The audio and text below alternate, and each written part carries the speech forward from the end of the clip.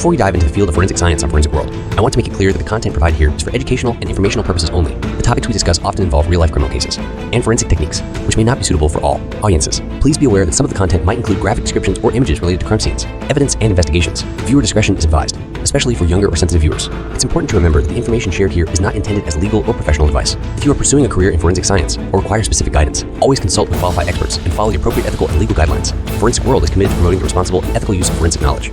We encourage a respectful and ethical use of forensic knowledge. We encourage a thoughtful discussion in the comment section. Any inappropriate or disrespectful comments will not be tolerated. Thank you for joining us on this educational journey into the world of forensic science. So let's start our first video.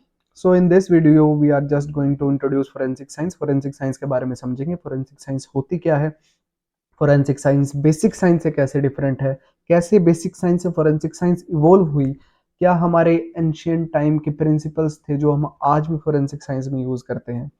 Okay and forensic science legal system को कैसे support करती है. So basically इस video के बाद you will understand what the forensic science is. उसका अच्छे से आपको क्लियरिटी आ जाएगी फोरेंसिक साइंस होती क्या है. Okay so according to the definition if we see, forensic science is an interdisciplinary field. Interdisciplinary field मतलब बहुत सारे फील्ड इसमें एक्ट करते हैं at that focus on using scientific principle to investigate crimes and civil dispute.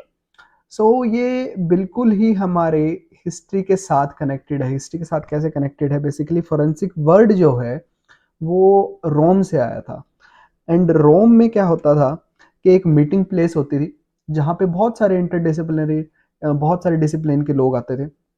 कोई physics से है, कोई बायोलॉजिकल बैकग्राउंड से, अलग अलग स्टडीज वाले रिसर्चर स्कॉलर्स आते थे.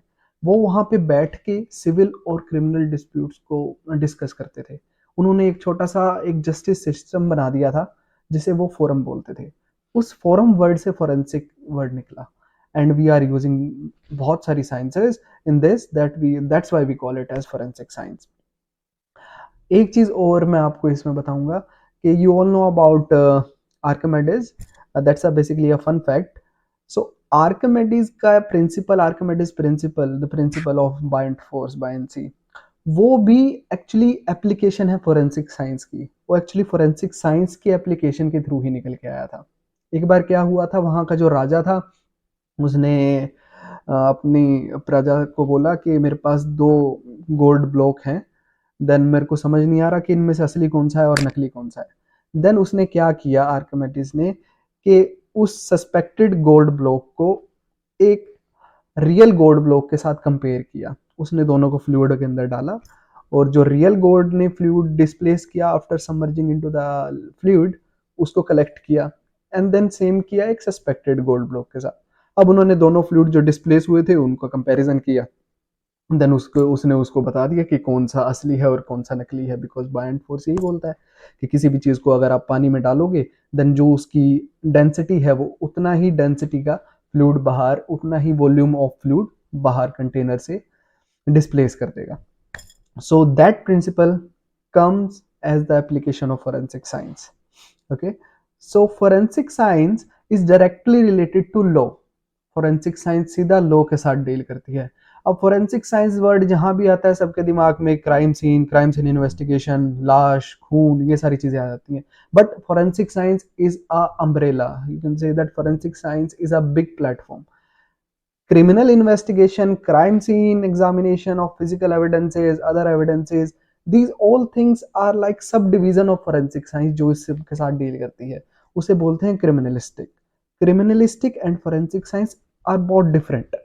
Forensic science is like upper level and criminalistics is like a subdivision of forensic science that deal with the criminal investigation and all the things.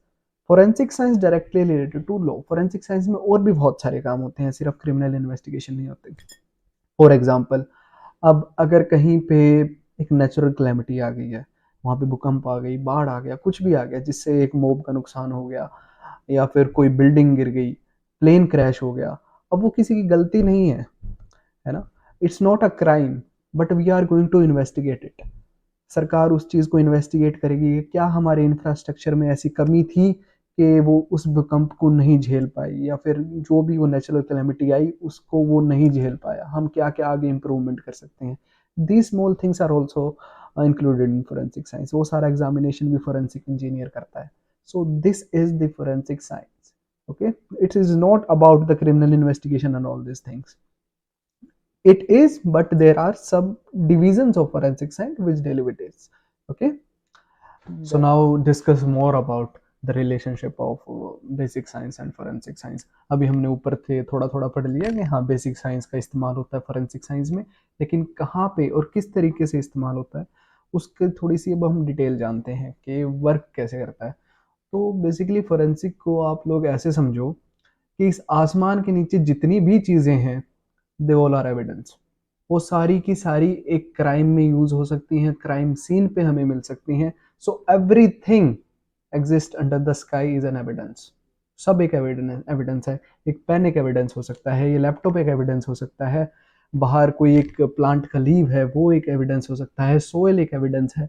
Everything can be an evidence. और अगर हमें इन सारी चीज़ों की इतनी बड़ी डाइवर्सिटी जो है इस सबको हमें अगर स्टडी करना है तो उसके लिए हमें अलग अलग साइंस तो पढ़नी पड़ेगी. नहीं तो हम अगर ऐसे करने लगे तो हम एविडेंस एग्जामिन कर ही नहीं पाएंगे अगर हम एक्सक्लूड करने लगे. So that's why we have to include all the science. और हर एक चीज़ का हमें बड़ा प्रिसाइज तरीके से एग्जामिनेशन करनी पड़ती है, स्टडी करनी पड़ती है, ताकि हम एक रिजल्ट निकाल के दे सके उसके अंदर से. That's why forensic is very vast field.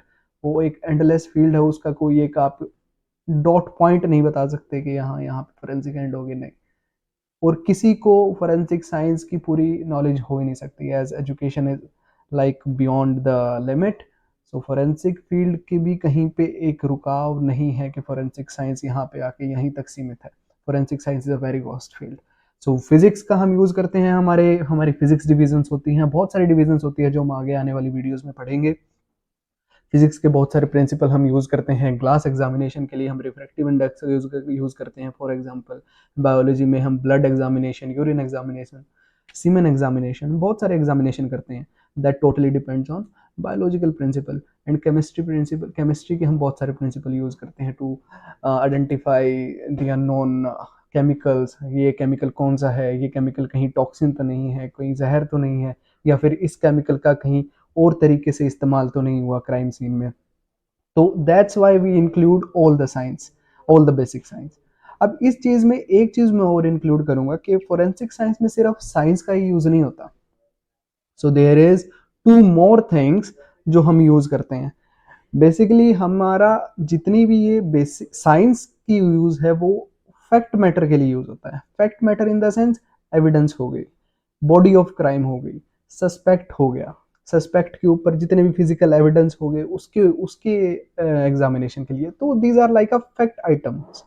So fact items के लिए हमने साइंस का यूज किया. देन आगे हमें एक इन्वेस्टिगेशन करनी है, क्योंकि जस्टिस तो एक सिर्फ एग्जामिनेशन ऑफ एविडेंस से तो नहीं होता ना, उसका कोरिलेशन भी करना है हमें, विक्टिम के साथ भी कोरिलेशन करना है, सस्पेक्ट के साथ भी कोरिलेशन करना है.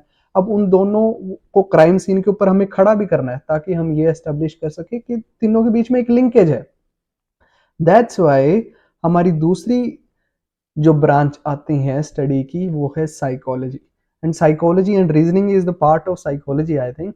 सो that's Y psychology and reasoning is also very a big part in the forensic studies. Psychology में हम क्या क्या लिंकेज करते हैं, एविडेंस लिंकेज करते हैं. अब जो भी इंटेरोगेशन हुई, इंटेरोगेशन से हमें पता लगता है कि वो सच बोल रहा है, झूठ बोल रहा है, and that is a guilty mind और इनोसेंट. मॉडस ऑपरेंडी क्या है उसका, मोड ऑफ ऑपरेशन क्या है, ये सारी चीज़ें हमें उसके साइकोलॉजिकल पैटर्न एनालिसिस से पता लगता है कि उसका दिमाग दिमाग पढ़ के. दिमाग किस तरीके से पढ़ेंगे, क्रिमिनल साइकोलॉजी के बहुत सारे तरीके होते हैं. एक criminal psychology is a vast field जिसका हम यूज करते हैं इस चीज में.